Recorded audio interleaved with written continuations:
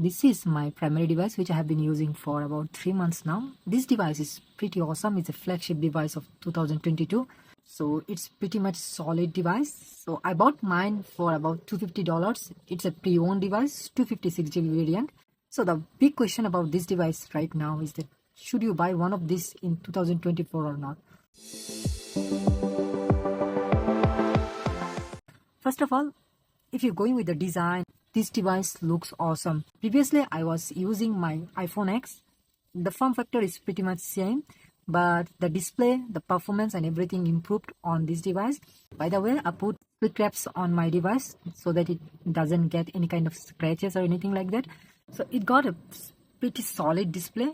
It's a 1080p display, and the bezels, as you can see here, it's pretty much similar all around, and it looks pretty good actually. Although this display is 1080p display and you can see pixel, if you look very closely you can see pixels, but otherwise if from a distance you will not notice anything like that. And also it got 120Hz refresh rate, so it's awesome.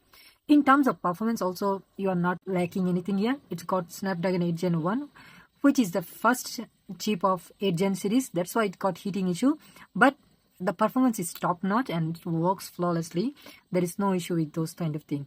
I have been using for 3 months and I haven't faced any kind of issue. And one of the beauty of like Samsung devices right now is that they get update each month. So currently this device is running on Android 14 and the UI version is One UI 6.1, as you can see here. Security patch level is from June 1. So each month you are getting security patch, and this device will get update I think up to 16. Now it's running on 14 and it's going to get up to 16. So still 2 major updates available for this device. So it got almost all the latest AI feature which you are getting with latest flagship device like S24 and S24 Ultra and other. So almost all the AI features available for this device too, and maybe they will include few more AI features in future updates. And currently it's running pretty well, and this device is pretty tiny, and I think this is one of the best hand feel device. So if you grip it, it's pretty much small. It's like a small device, but when you see the display, it looks huge, and the display is also pretty awesome, as I said, and it also get pretty bright, and 120Hz, as you can see, the refresh is pretty good. So there are few issues with this device. As you can see, my hand is pretty big, so for me, I do like small devices, but in terms of this device, although the buttons are in really good position, you can click them and I can use the device with one-handed, no issue. But the issue I get with this device right now is that I touch the camera lens and the camera lens get blurry most of the time. So as you can see here now also, there are a lot of dust on the camera lens from my finger touching the lenses. So that's a pretty big issue for me. So because of that, actually I used this case. This one is from Nishan, and this case is very cheap, but it's a pretty solid case, about $7 maybe, or a little bit more. So it's a pretty solid case, and it's protect the device. So there is a door to close the camera, so whenever you're not using, you just can close that, and so you are not touching like your camera lenses, so those will not get dirty or anything like that. Now another thing about this device is that it got a ultrasonic fingerprint which works pretty fine, and there is no issue with the fingerprint scanner. So I think it's a pretty much similar to the optical one, but I really like the ultrasonic fingerprint because you don't really need like a light to shine or anything like that. You can just, if you know the position of the fingerprint, you can just press it and it will unlock the device. So that's pretty awesome. And other thing of this device right now is that it got solid camera. So if you open the camera application, the main camera is 50 megapixel, telephoto is 10 megapixel, and the ultra wide is 12 megapixel. I think only the ultra wide camera did not get OIS, but telephoto and main camera got OIS, and main camera can shoot up to 8K, but I don't really know who's going to shoot on 8K here. But in the camera application, there is few things which I don't really like, although the camera application is pretty much feature rich. One thing about this camera UI or camera is that they are not really aligned properly, and one more thing about this camera is that you cannot control HDR manually.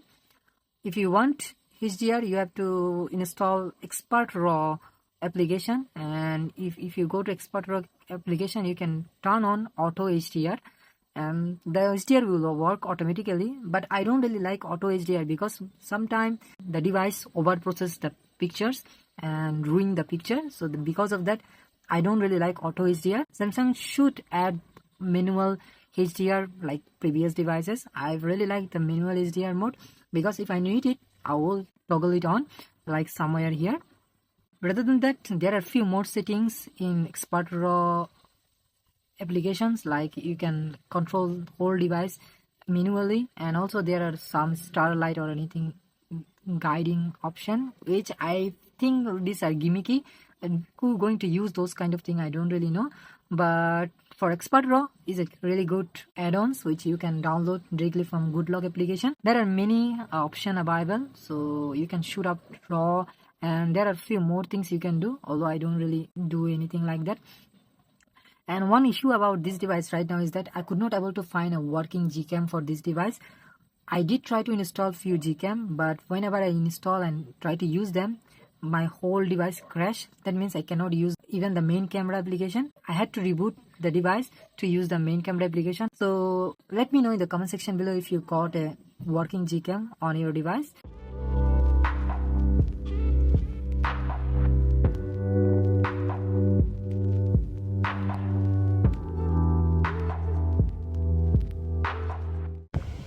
Hey guys, so I'm recording this video from my Samsung Galaxy S22. I will switch the lenses and let me know how does the camera works on this device. I think it's pretty good and still a really solid device for camera, and the pictures and video quality is still fine, and you can still switch between the camera lenses when you are recording. So I'm recording here 4K video 30 FPS. So as you can see, the stabilization is pretty awesome on this device. In terms of performance, it's working pretty awesome. 8 Gen 1 is a pretty awesome processor. It works flawlessly and you will get updates all the times. There will be no issue with the updates. And few more things about this device is that it got knock security, which is pretty awesome, and also the DeX mode, it's also pretty awesome. Now coming to the issue of this device, the main big issue of this device right now is that the battery. So it doesn't last long actually. If you turn on 120 Hz and other things, it's going to last for 2-3 hours if you use it. But currently what I do actually, I go to battery option, I just turn on the battery saving mode. So when I turn on battery saving mode, it turn off the 120 Hz option. I don't really need 120 Hz because I don't do anything here. This is for my phone call and just for basic browsing and other things. It also limit the CPU to 70%. I think that's really good because it save a lot of battery, and also it's reduce the brightness and turn off 5G. I also don't really want 5G here because I don't use mobile data here. I use Wi-Fi most of the time, so don't really need 5G right now. And that's a pretty awesome feature, but still the battery is not really that great on this device. Even after this much update, Samsung could not able to improve the battery, and also there is heating issue on this device. So as I said, 8 Gen 1 was the first processor of 8 Gen series, so it is not really that much optimized. But if you are looking for a compact phone, I think you should go with Samsung S23 or S24. That will be great. If you're thinking about getting one of these devices, it only depends on the price. So if the price is good, I think this device is pretty good device, but you have to consider the battery backup. Other than that, it's pretty awesome. Really good camera, really beautiful display, and solid bit quality. I think it's a pretty awesome device. So that's all about Samsung Galaxy S22. This is my opinion about this device. I think if you got a small hand, this device is pretty awesome. You can go with S23 or S24. All of them has same form factor and they are better than this device. So I think the price will be a little bit more on this device, but if you want to get one of these, I think it's good to go with Samsung S23 or S24, not this one. The battery backup is pretty bad. So that's all about this device. Thank you very much for watching, and I will see you in the next one.